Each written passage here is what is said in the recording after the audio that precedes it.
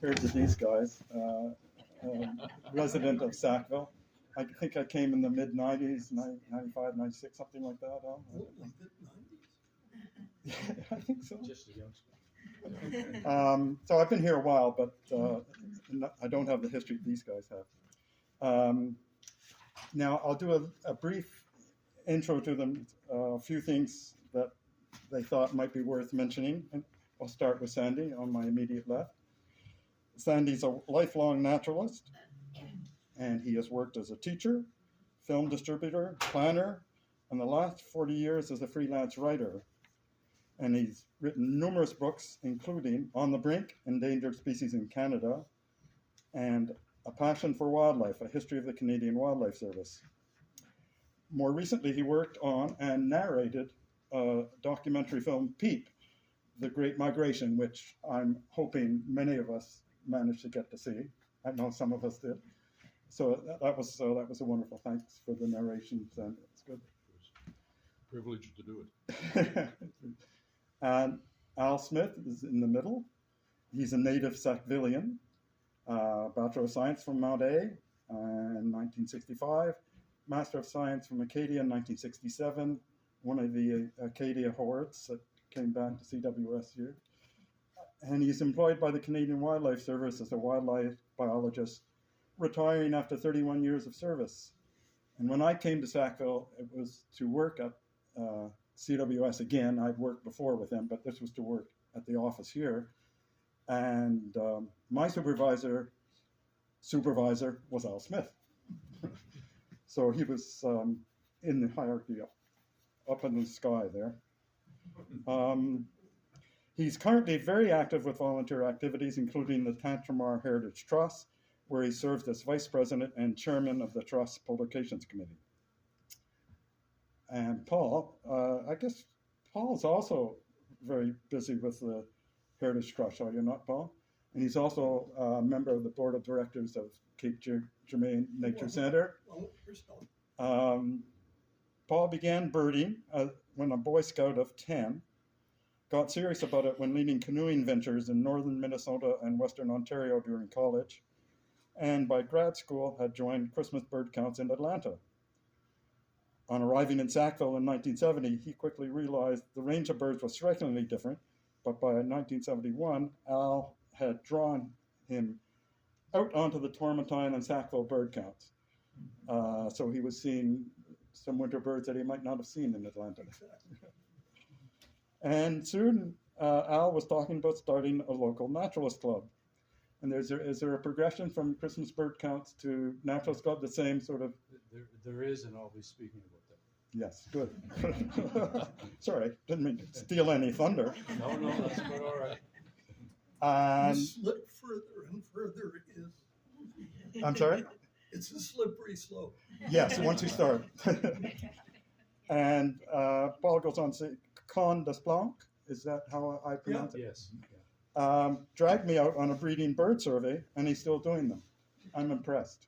I wouldn't be much use on a breeding bird count because my ears don't work as well as they used to. Okay, so I will leave it up to them, Al, Sandy, and Paul. Thanks a lot. I'm going to kick it off with showing just a very short slideshow on the early years of the trust, how it was formed, and some of the early projects. And then the three of us are going to sit here and reminisce and probably embellish some of the things that I'm going to show you in the slideshow. And certainly if you have any questions during the time I'm presenting this or when the three of us are speaking, please speak up. So, 50 years. Let's see if this is going to...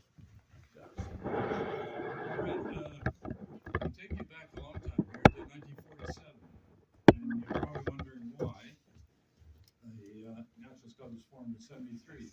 But the formation and the location of the Canadian Wildlife Service office here in Sackville had a huge role in the awareness of naturalist kind of activities and birding activities in the community. And I doubt very much if it wasn't for the Canadian Wildlife Service office being established in Sackville, we would have certainly not been established in 73, and who knows, maybe not at all.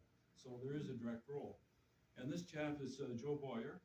He came here in 1947, and he worked by himself, sometimes assisted by his wife Joan. And he actually started the very first Christiansburg County cycle in 1949.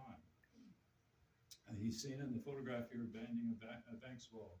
His main research at the time was on waterfowl, but he had a myriad of other projects, including naturalist activity. He was a very, very avid naturalist. All right, so come on now. Then, and I'm really glad to see Tony Erskine here tonight. The Sackville office started with just the one person, and others arrived through the 50s, came and went. And then in 1960, Tony arrived, and Tony, in addition to his research, started some citizen engagements projects, and one was already mentioned, the breeding bird survey. And also the second one was the Maritime Nest Record Scheme, which involved liaison with local people, because it was totally a volunteer kind of activity. And so that certainly had a bearing on the Wildlife Service office becoming more known in the community, and us knowing the folks here. Oh, sorry. Well, no, come on. Oh, well. He's a heavy presence. I can move it for you if you'd like. Can you do it manually? Yeah, you can probably do it manually. I don't know what's wrong with this. All right. Whoa. Who's that? You had brown hair at some point. Yeah, this young guy joined the Wildlife Service staff in 1967. And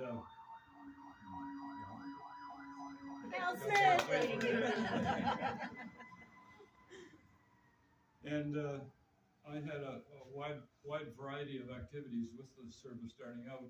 And when Tony left the office here in Sackville to take up assignments in Ottawa in December 1968, I took over some of those citizen engagement projects that Tony had, the Christiansburg County Organization and the Maritime Nest Record Scheme. So it helped me become aware of who was in the area interested in naturalist activities. Let's see if this one works. Oh, there we go, it's working out.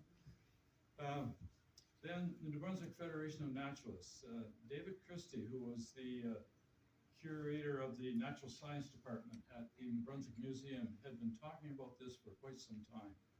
It would be, he saw what was happening in other jurisdictions of a federation of naturalists, and so it finally became such on November the 18th, 1972. And 18 naturalists from across the province, including myself, gathered at a motel in Sussex, and that's when the New Brunswick Federation of Naturalists was formed. And here you see the founding directors of the NBFN, now known as Nature New Brunswick. And so from left to right, yours truly, and then Mary. You're joking. I wouldn't have recognized you. Then Mary Micah, Peter Pierce in the background. Peter was the president of the Fredericton Naturalist Club. He actually started the Fredericton Naturalist Club. The short guy in the middle is David Christie, really the grandfather of all naturalist activities in the province. He's the one that started the MB Naturalist, which was a newsletter sent out to people throughout the province. And so I became aware of David through the annual Christiansburg counts, because he was the coordinator for the province of New Brunswick, and I would submit the reports for the local counts here through David. The tall guy in the back is Eric, not tall, but Tull. Eric Tull from Moncton. He was with the Moncton Naturalist Club, and I think he was the president probably at that time. And the lady in front is Bev Snyder, who I think was the St. John Naturalist Club. There were three active naturalist clubs, Moncton, St. John, and Fredericton, before the New Brunswick Federation of Naturalists was formed. So I came back from this, and we'll go on. Oh, come on now. So what, did you hold it longer or did you hold it less long? I don't know. See if I can do it now. We gotta go back. Can you go back one, Sandy? Yeah, there. Yeah, that's good. Okay, so, I talked to some of the folks at the Christmas Bird Count in the fall of 1972 to see if there was interest in forming a local club. And then after Christmas in February, I sent out a letter to folks that I knew in this area of bird feeder operators and naturalists locally. And so those are mailed out on February the 23rd, 1973. We placed an advertisement in the Tribune on February 28th and booked a relatively small lecture room in the Flemington Building Biology Department at Mount A for the first meeting, which was booked for March the 1st. So the founding meeting, oh, come on, you're gonna have to do that. That's okay. Yeah. Founding meeting was held on March the 1st, 1973. And here you see a listing of the people who were there. And amazingly enough, there are 4 of us here tonight. Paul, myself, and our wives, Mary and Elaine, just sitting back there. Yeah.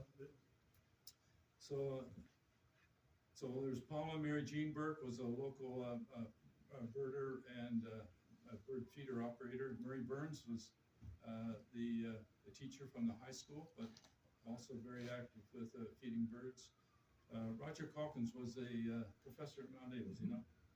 And his wife Lee, they're both active naturalists. David Christie was there, the president of the Brunswick Federation of Naturalists. Evelyn Coates, a very active birder from Amherst. Well, that guy wants to compete with me. And Conda Splomp, hydrologist for the Maritime Marshland Reclamation Authority in Amherst, also very, very active naturalist from Amherst. Gareth and Pat Greenslade. Gareth was a professor at Mount A, and they operated a really good bird feeder on Charles Street. Henrik and Ginny Harris. Henrik was my biology prof in ecology and actually the best professor I think I've ever had in my university career. Ralph Howe was the high school principal, also interested in naturalists. Bill Prescott Sr., former manpower manager here in Sackville, but at that time was living in Bay Verde. And it's nice to see his son, Bill Prescott Jr., sitting right here. Ralph Prince, another feeder operator. Ted Pulford with the finance department at Mount Allison, and also Fine arts. Yes, fine arts. Reed McManus, a Merriman Cook naturalist, who was very, very active back then. Of course, myself and Elaine. Stu Tingley, by far the youngest member that attended that meeting. Stu would have been in his late teens at the time. Oh, really? And probably became one of the very best birders ever from this area. And Bob Watt, now he was associated with Atlantic Wholesalers Board? I think so. Not sure. Anyway, that's the group that attended. And according to my notes, there were 2 people that came down from the Moncton Club just to see what was happening here in Sackville. And unfortunately, I don't have their names. So just go ahead, Sandy. So there's a lot of information here, but this is just a brief summary of that March 1st meeting. I chaired it, and Lee Calkins did the recording of the minutes. We gave a brief history of the NBFN. It had only been it was only 4 months old by then. We talked about the purposes of the club. We chose the name on that very first founding meeting, Shenectady Naturalist Club, and there was some controversy about this. Not about Shenectady, because everybody wanted it to be a broader area, from Merriman Cook to Macan, but the word naturalist. Could be a nudist club. Yeah. Somebody's In French, naturalist. All right. Anyway, Those things that the was Shenectady okay, Naturalist Club 73. prevailed, and because there were already 3 naturalist clubs in the province, and we became The birds are all new.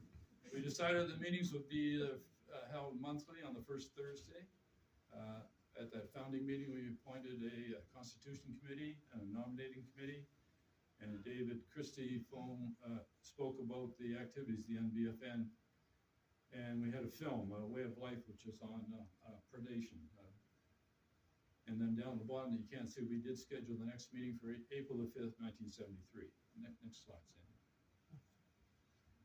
So after that, we put an ad in the paper, or a notice in the paper, rather, saying that the club had been formed, and what it was formed, why it was called Chinecto, and announcing our next meeting. So you can go on for that. We don't need to.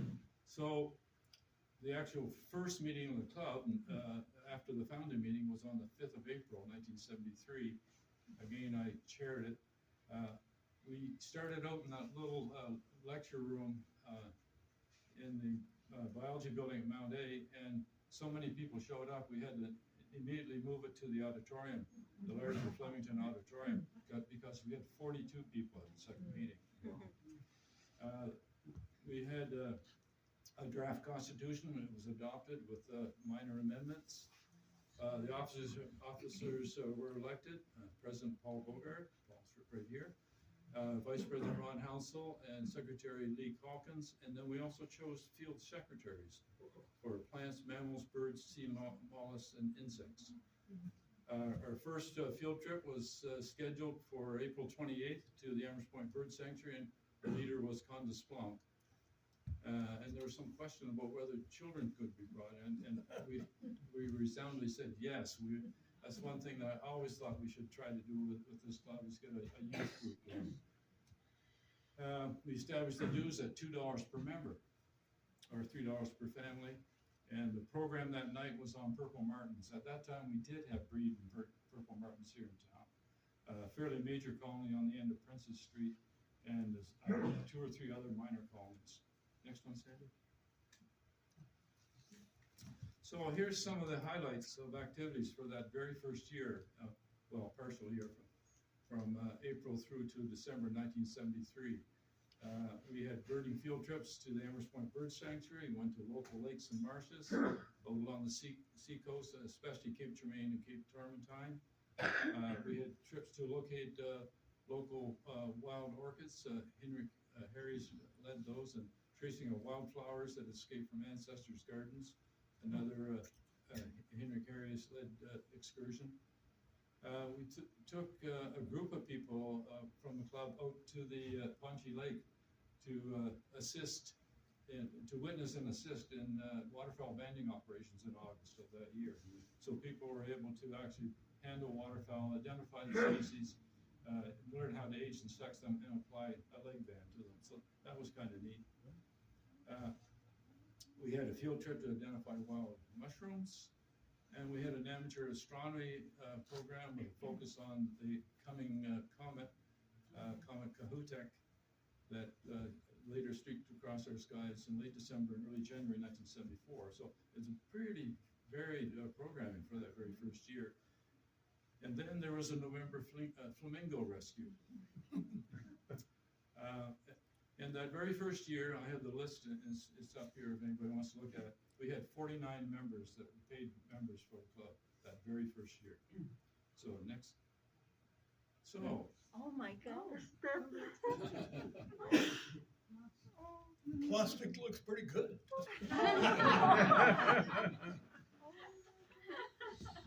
So I have to tell you the story. This bird, and we called her Chinecto Rose, may have been male, I had no idea, but we called her Chinecto Rose. Arrived in the Dorchester sewage treatment pond down below Dorchester Penitentiary. She wasn't in the penitentiary, she was well in early November of 1973, and this photograph was taken by Stu Kinley on November the 10th of that year. And this was the first ever flamingo sighting in New Brunswick. And I think probably the only one.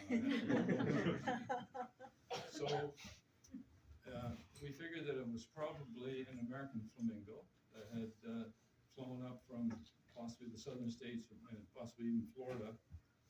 And because there had been a significant wind event about a week or 10 days earlier. And it garnered a huge amount of public attention, media attention, and people were quite concerned about this bird, what was going to happen to it. And so we thought, well, maybe we should do something about it. So Sandy, you can go on to the next slide there. And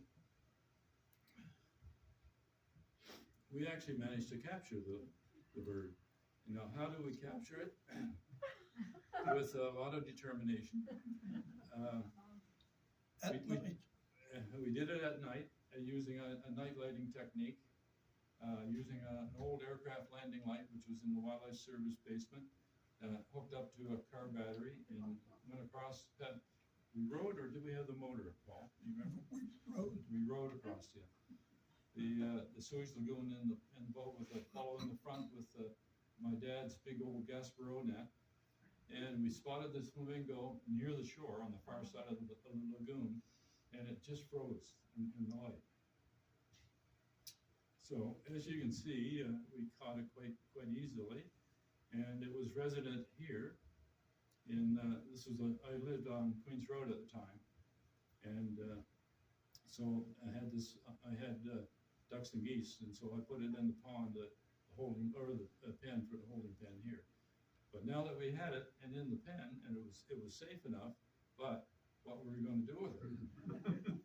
So I had contacts with the U.S. Fish and Wildlife Service, so I contacted a good friend, Ed Addy, the Atlantic Flyway person in Washington. And so he checked it all out for me because we wanted to send it to Florida. We figured it probably had come from there. It had no bands or any markings on it, so we didn't even think about it being a captive bird. So U.S. Fish and Wildlife Service at the time said absolutely not, because we're not allowing importation of any, quote, exotic species.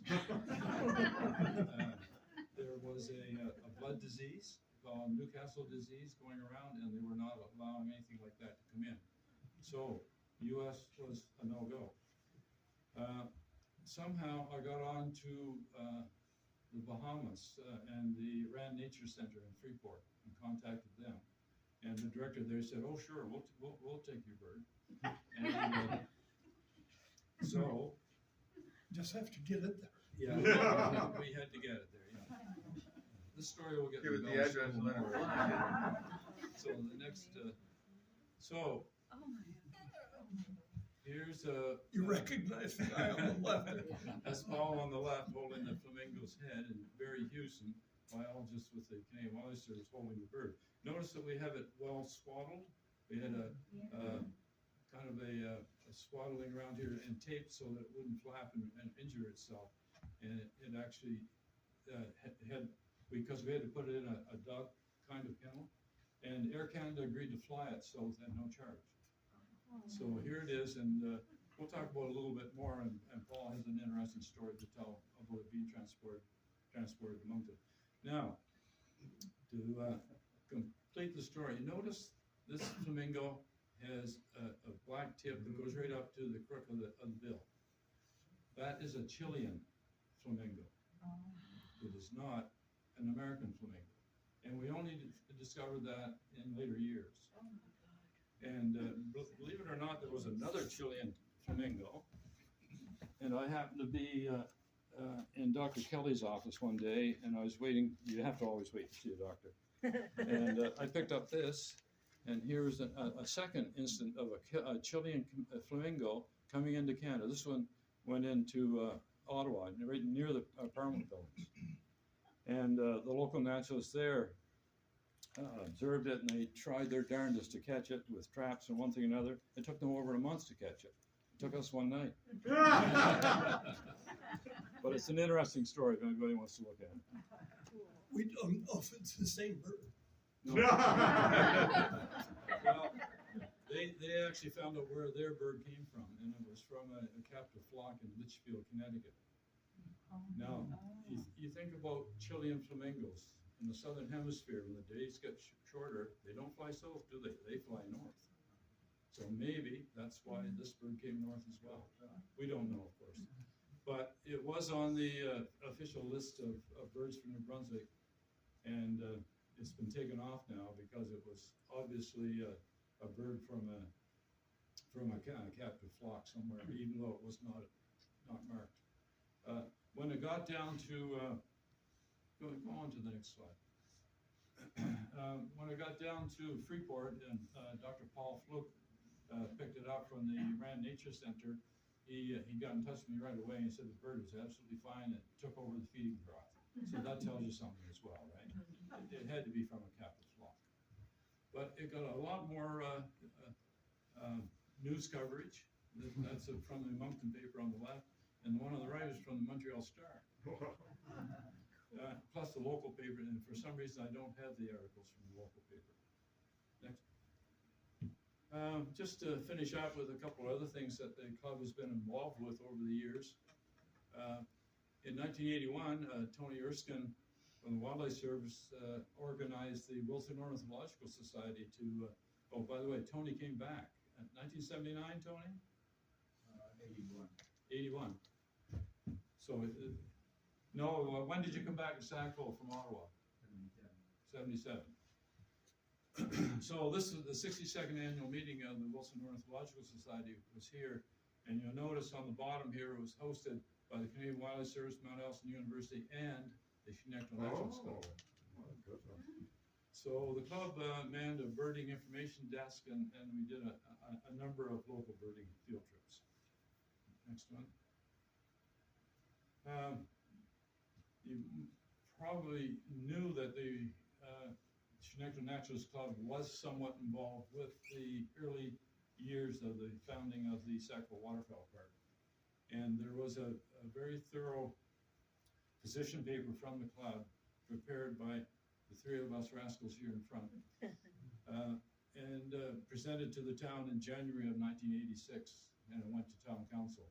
And we hope that that had some influence in getting town council approval to go ahead with the project, because there were a lot of naysayers at the time, in particular the mayor. And Sandy will be talking a lot more about that as we chat here a little later. Next one. And there's other major activities. The NB AGMs of the Nature NB AGMs were held here in 1989 and 2015, and Rihanna and others will be able to fill you in on that. I was only very peripherally involved with an excursion. And there was another symposium held at Mount A, and club members were involved with that as well in 1991. So final one is the logo, and we were racking our heads trying to think about who designed that. And the best we could come up with was Art Cervesky. It's hard. Oh, here it is. Here, yeah. Here, our designer's right back there. Who was the genius who used that as the zero in their poster? Oh, the genius is up front here. That's a simple way to make it. That's first. Okay. So we thought we would just sit and reminisce a little bit, and us three old codgers here. Now you got to bear in mind we're all over. The three of us are over 80, and the fog of aging is with us. But if you have questions, either of me now or of us as we're talking, please show it up. Flamingo's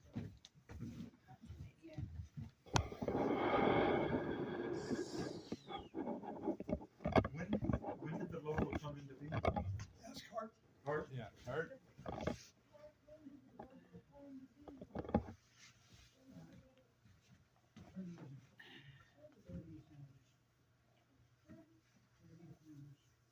At the 30th meeting? Yeah, he says at the 30th 30th meeting, anniversary. 20 years ago. 20 years ago, then, yeah. It's still flying. Yeah. Probably. Any other general questions before we chatting back and forth between the three of us? I just thought I'd follow up with Hart's wonderful logo that you've had down these decades. That was preceded by much cruder logos of sorts from the early years. We started off with a sketch of a snowy owl. The sketch was done by Stu Tingley, I was going to say. and it sat on a post And the balloons would come out of the owl's mouth and announce when the next meeting was going to be. And other cute renditions like that. There was always some information on the side, but folks, this was early 70s. You know, we didn't have digital anything. This was cut and paste. So Stu's picture, the post we put the owl on, the Chignecto Naturalist Club name up in another corner would get pasted on. Then I'd sit at the typewriter and cut that out, and I would paste in the lower left, and then you'd head for, if not a Mimeo machine, maybe an early clumsy photocopier. And therefore, none of those things have ever survived. I'm happy to say. Well, there must be some in some of the publications of early days. I haven't dipped back into the archives. Well, We'll have to do that, Brianna. Yeah, it could well be with the secretary, so, yeah.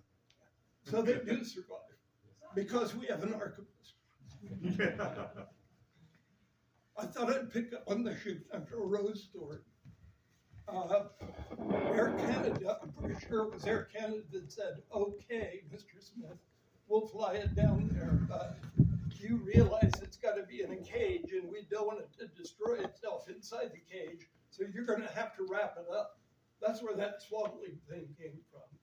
So Barry and I were manhandling the bird.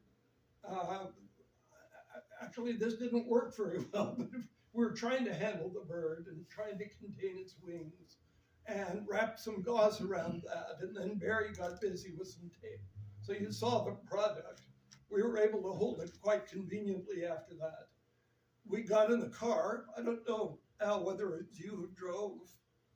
Somebody drove us up to the Moncton Airport, whose name is now forgotten.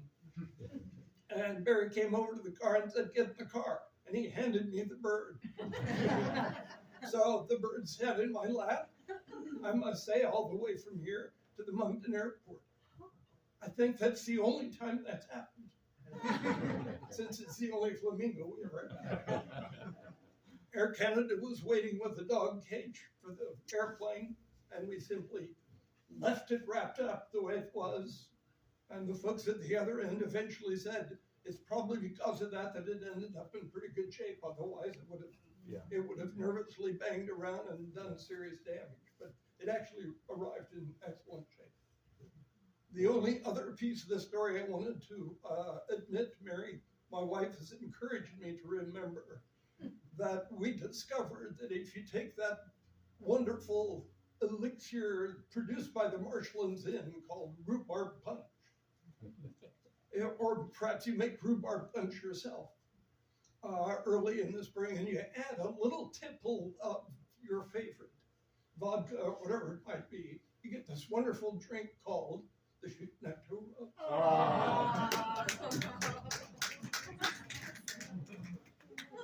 She was toasted for many years. I thought you were going to say you fed it to the bird. The night would have been perfect. We'll have that at our big party in June. Paul, you were the first president of the club, and what do you recall from that first year? I remember who talked me into that.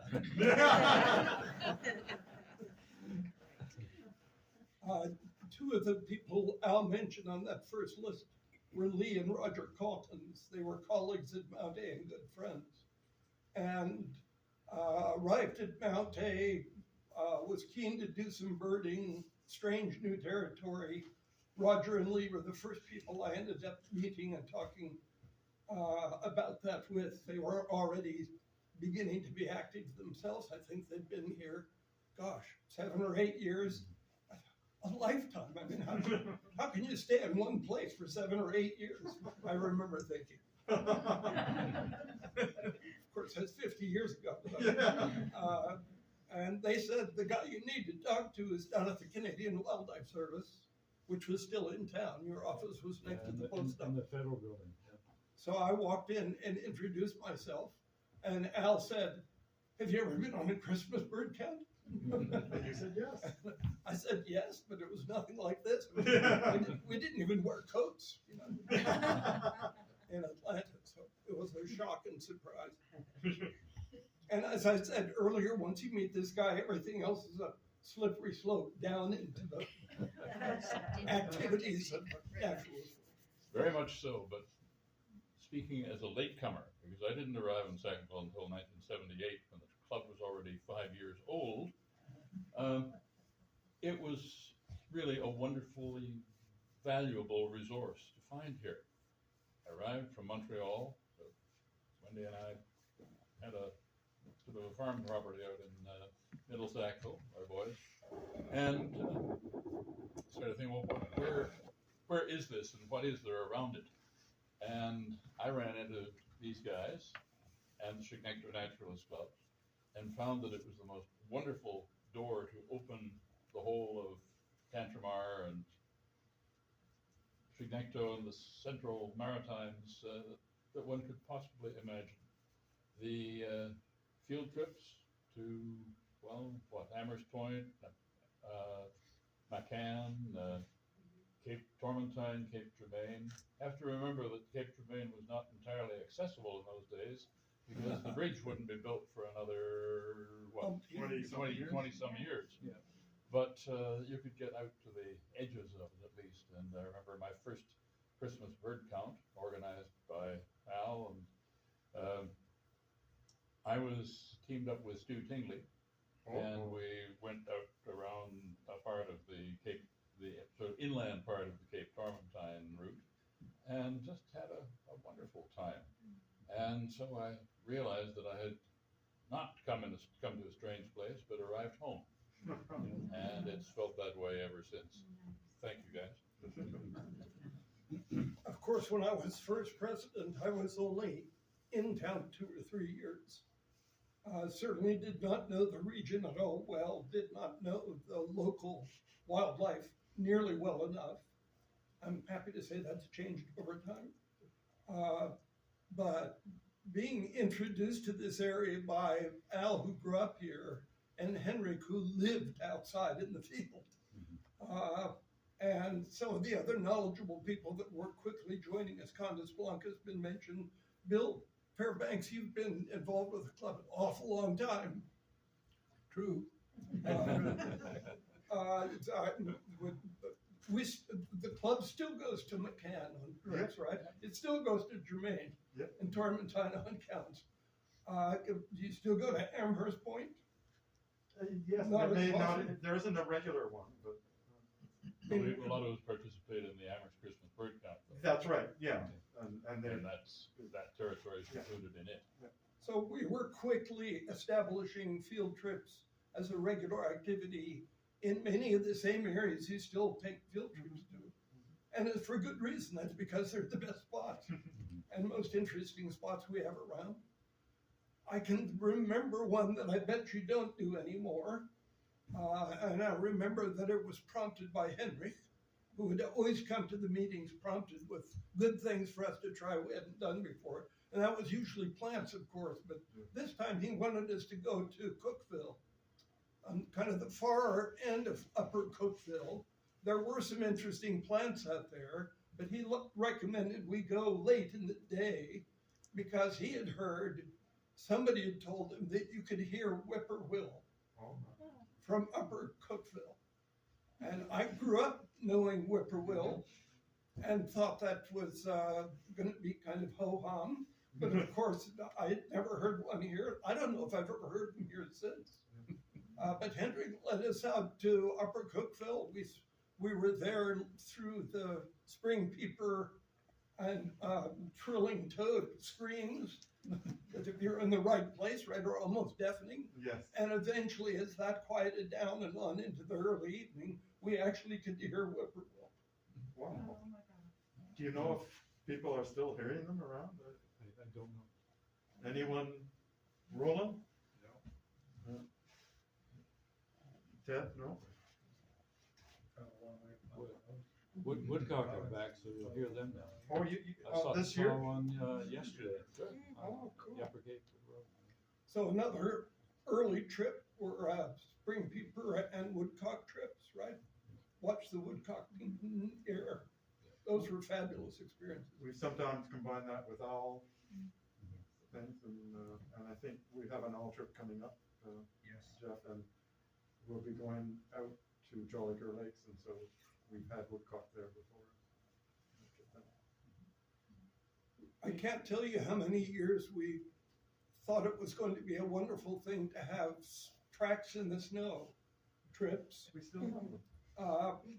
You still have a harder time finding the right time to go as we did. And Yeah. we always thought that was going to be wonderful.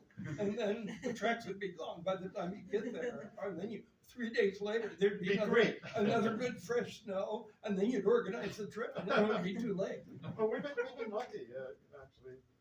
Had some half decent trips. Nothing spectacular, but decent.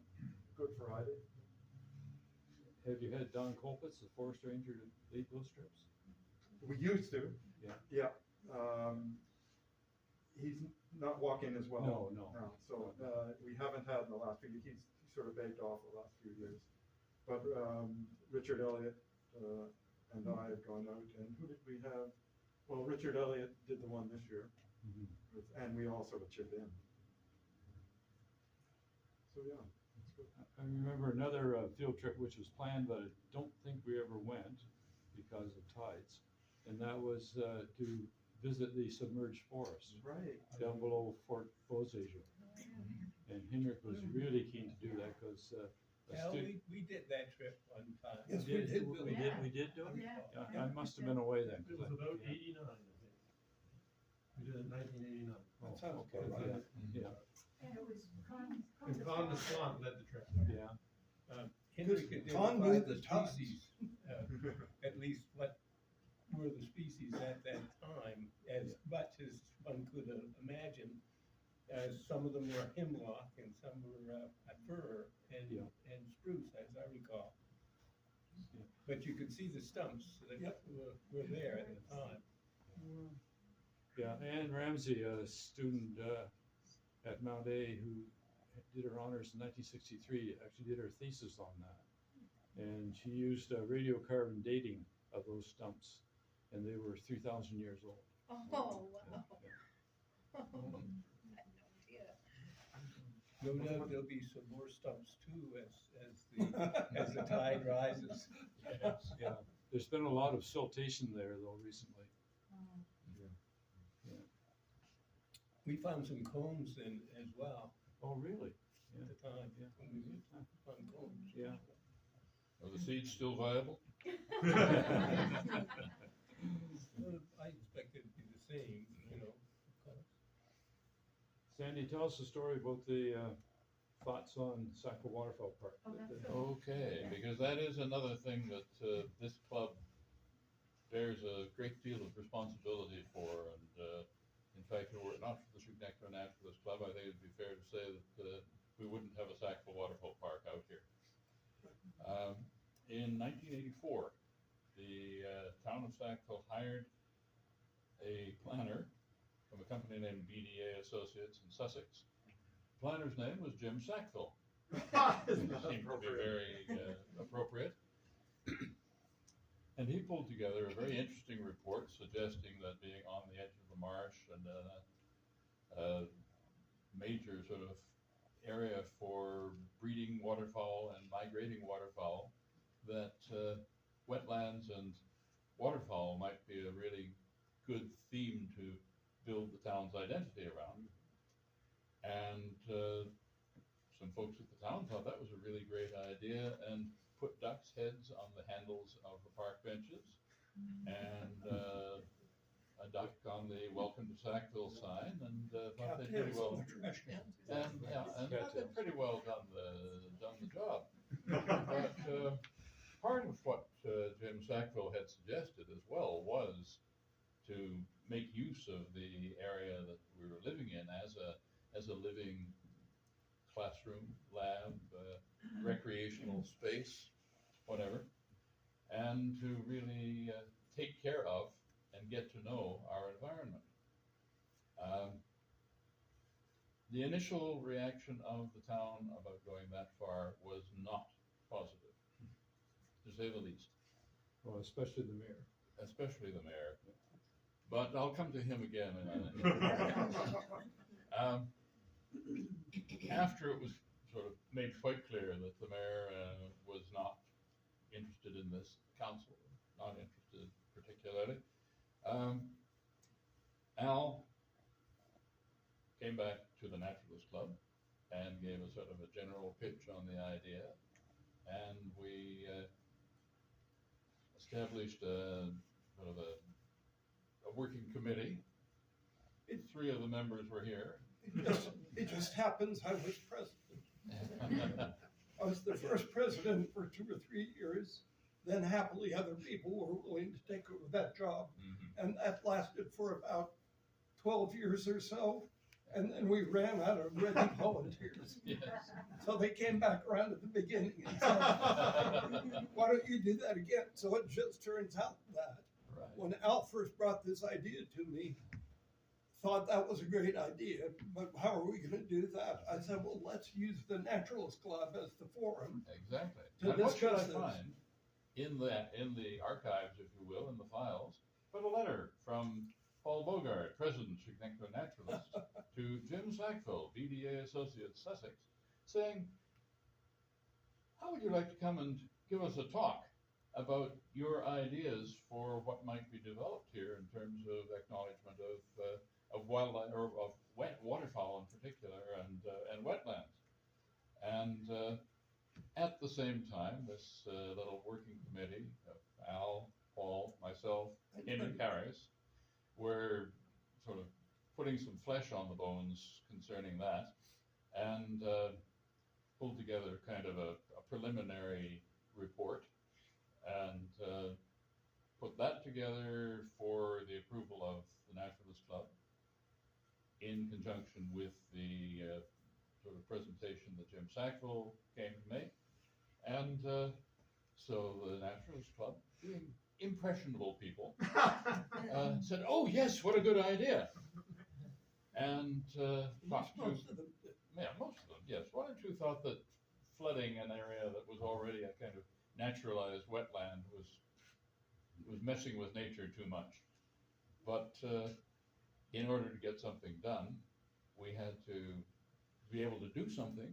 And well, I'm getting a little ahead of myself, but I will say that when we came back with evidence of a lot of public support and a well-drafted outline of how this whole thing might be done, that David Hoyt, who was, I guess, then the Chief Administrative Officer for the town, took that to council with sort of a recommendation that they take a look at this again. And the council said, yes, let's go ahead. And I will never forget Will Campbell's comment. I still think it's a crazy idea, or a stupid idea, but if you can set it up so that it doesn't cost the town anything, go ahead. Well, happily, Al had in his back pocket an organization called Ducks Unlimited, who were just itching to do some dam and impoundment construction. And so they came on board and basically, I guess, provided the lion's share of the first round of investment in the park, just in creating the... Did CWS not contribute anything? Not dollars, but No, it's- expertise. expertise and moral support and encouragement by all means. But There was concern about flooding in Memorial Park as well. And the Ducks Unlimited engineers did a good survey there, recommended a larger culvert underneath the railway and cleaning the ditch. And so the concern was alleviated by that. Also by the design of the water control structure. When you look at the water control structure, it has a narrow slot in the middle where the water flows out, but it has a 40-foot wide weir, so that if you get high levels of spring runoff or storm runoff, then it will not flood into Memorial It's held back. Yeah. And they have logs in those water control structures that Yeah. you can take out and control That's right. the levels. Yeah. Meanwhile, behind closed doors, there were discussions going on up the hill because you don't get very far with the waterfowl park when most of the ground is owned by Mount Allison University. I It was just gonna turns, say, just how happens about that the some land? of us were inside Mount A, and I happened at that time to be the faculty rep on the Board of Regents. So we hauled out maps, and we hauled out reasons, and we hauled out how wonderful this would be. And except for the guy on the Board of Regents who really thought we had to save the wetland to build a new football stadium, that was the main competition, which turns out was not difficult to get around. We finally got the Board of Regents to agree that this was going to be a good idea. And they directed Ian Hess, who at the time was a vice president at Mount Ellison, to get talking with the town. If the town's willing, wasn't going to cost him any money, but there would need to be a lease arrangement. And for decades, there's been a lease arrangement between Mount A and the town for the bulk of the park, not all of it, because Bud Doncaster owned some of the land, and there were a couple of other landowners involved. But about 60% of it was Mount A. And if you don't get that part, you're not going to get anywhere. So that was kind of the first arrangement, was to get the Board of Regents comfortable. They're the ones that control property. And then Ian talked with the town and got a lease arrangement organized that was going to make that possible. And then Ducks Unlimited was already waiting. I mean, the drag lines were already tuned up and ready to go. Champing at the bit. The control structures were put into place in '88, and the area was flooded, and we were ready to have an official opening in 1989, complete with waterfowl on hand. And, so one of my memories from that summer was a headline, and was it over a cartoon or over an article, I can't remember, in the local paper, is just like duck soup. You just add water. Instant duck. And part of the skepticism was, how long is this going to be a smelly mess before it turns into anything interesting? And I don't know that anybody knew exactly what was going to happen, but they dropped the lugs in place. The water took about 2 weeks for the whole park to fill up. And, before the end of the summer, there were interesting plants. There were ducks all over the place, and that's never stopped. Was the original vision as it is today? Or was it smaller? it's a bit larger now with the addition of the Lund property at the head of Square Street, which must add about, another 30% or more of area? Yeah, the original park as developed in '88 was 55 acres, then added, 22, I think, with the Lund section. So. But the water part wasn't increased. No, we wanted to leave the meadow the way it was, so additional nesting habitat. Yeah, and the fundamental principle of the sort of development plan was that this is to be, although it will be a created wetland, it is to be left in as natural a state as possible and allow natural forces to make the decisions as to what grows, what doesn't grow, and all the rest of it. And that remains kind of point number one in the management plan that the town still uses for. The floating islands are fabulous. So with the original lease arrangements, including Drew and Bud Doncaster, it still didn't quite reach the Trans-Canada. So it was kind of the last developments of that allowed it to go all the way from Main Street, from Cranewood, so to speak, all the way up to the Trans-Canada. Then we felt we had really achieved the kind of footprint that had been dreamt about. And it won't surprise you that some members of the Naturalist Club felt that, well, maybe flooding it would be all right, but we shouldn't be building all these platforms and boardwalks and stuff like that. That's not natural. But other heads prevailed, and I think it came up with a pretty well balanced sort of a project. So the And first set of thank you to the Chignecto Naturalist Club, without whom it would not have happened.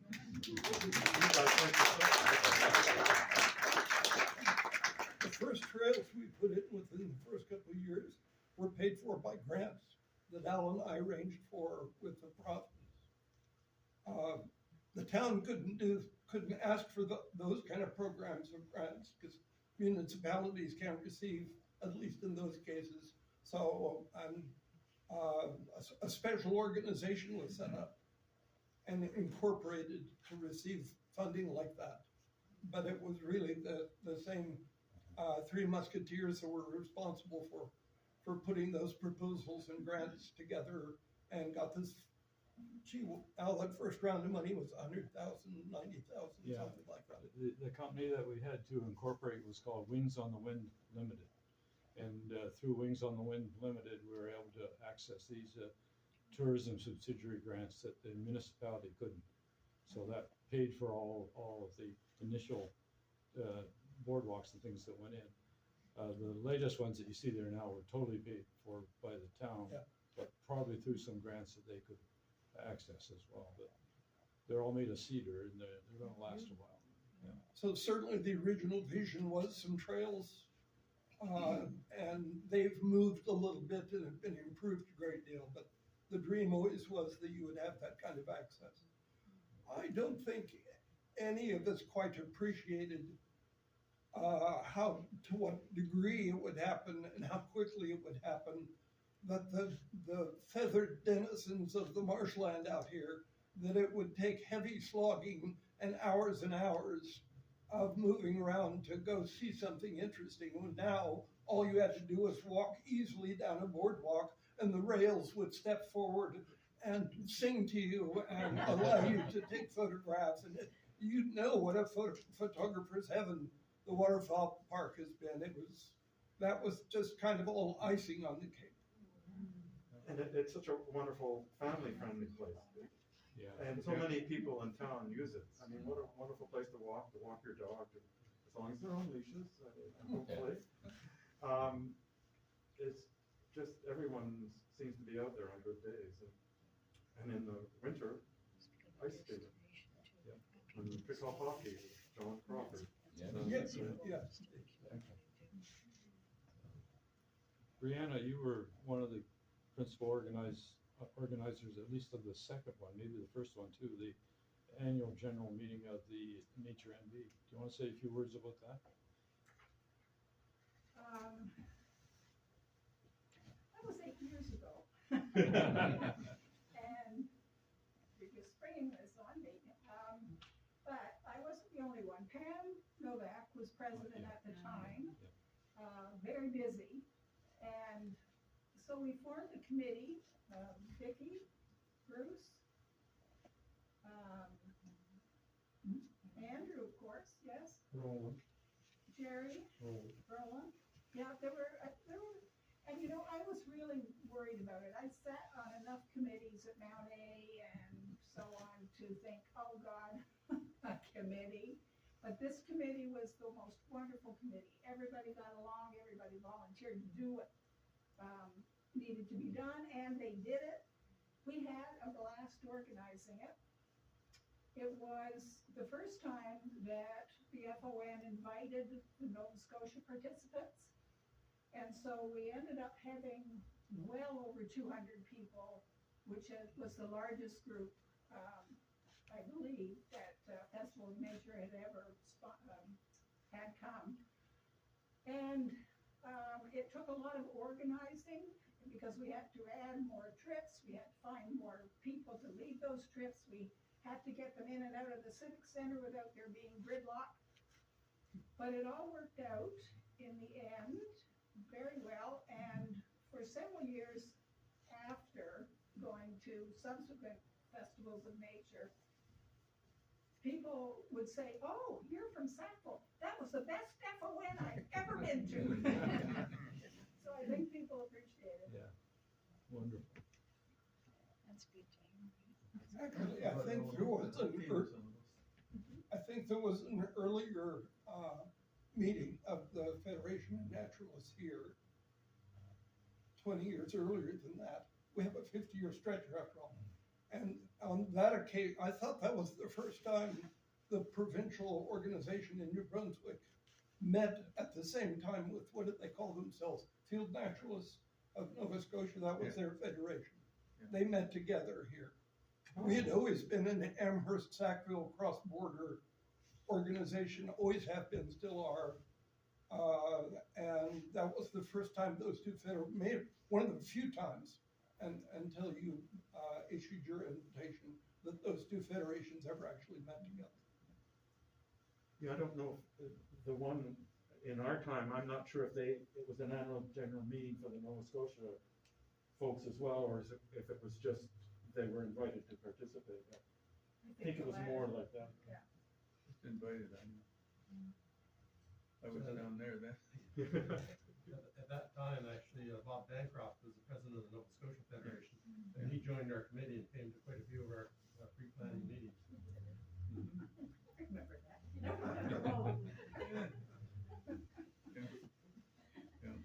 For Rihanna, a lot of the meetings were held at my house. That's right. And we had, at that time, we had an Australian shepherd dog. And so you try to herd all these people on the way out. I'm sure you were very uncomfortable with the dog there, because he was able to get up, the dog would start barking, and start chasing everybody out of the house. And we had a lot of fun. That's great.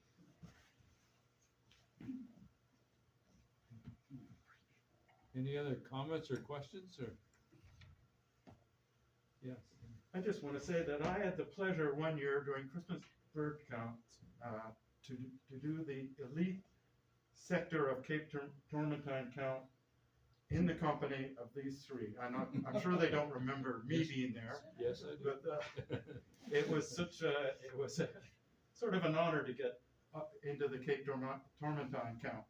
And I think we had a pileated woodpecker and a two red-bellied woodpeckers or something weird. Oh, yeah. And maybe a black-headed gull at Bayfield, just at the cross there. I don't know. It was a pretty neat day though. Your memory's better than mine. What was the Christmas special day bird for counts me? are always fun though. Question down in the corner. What's that? Yes? For the first bird count, now this is a question from a non-birder. Was that the first bird count for this region, for the Atlantic provinces, or for Canada? What was how momentous an event was that first bird count? Well, Joe Boyer had the first bird count here in 1949. And Joe was here until 56, I think it was. And when Tony came, he reestablished it in 1960. Now, there were bird counts all over Canada well before that. The first one was done in 1900 in the U.S., but I'm not sure when the first one in Canada was done. Right.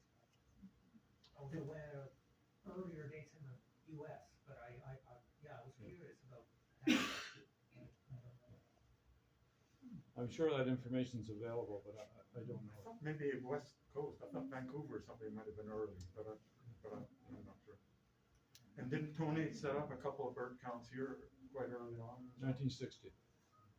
Yeah, Cape Tormentine, Sackville 1960, and Cape Tormentine in 62 or 4. And when was Amherst at?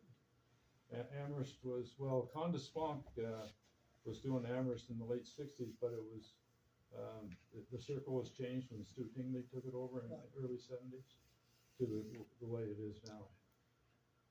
Now, the first bird count I came across was with the Bogaard Naturalist Society in the Valley, and that was in 1970. I went out to Trin Wilford in 1978. So I know they had been doing it for a couple of years. I mean, we had great fun.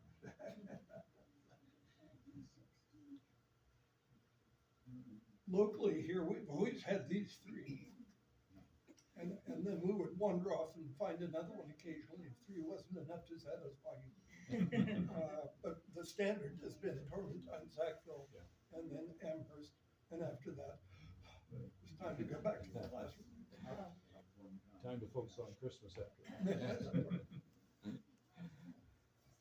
I've gotten into the habit of going down to Apple River. Yeah. And unfortunately, the count coincides with the Sackville count, so I've been missing the Sackville count recently. Yeah. So, can't do them all the time. We had made some friends, folks from the Parsboro Shore, who would come up and join us in the Amherst count. And then sometime between Christmas and New Year's, they would always do one in the economy area. Oh, yeah. So it's instead of towards the end at Apple River, it was in the other direction from Harrisburg. And we had gone down there a couple times. Any other titles from long ago, or shall we ask Jeff to release us? You can be released. I mean, this I can tell this is the beginning of the stories that are for all of you to tell or to ask about. But we've got a whole year to keep telling stories and do things like this. So, yeah, we do. We've got cupcakes and business and a few other things we want to do tonight too. But I really want to thank you, Sandy and Paul and Al, so much for this this storytelling of these beginnings, and you take us to the very roots of this too, with the pictures, which are priceless. And so we thank the three of you for the stories, and which are about what you have done for nature and for the people of this area in the last 50 years. So we thank you tonight for that.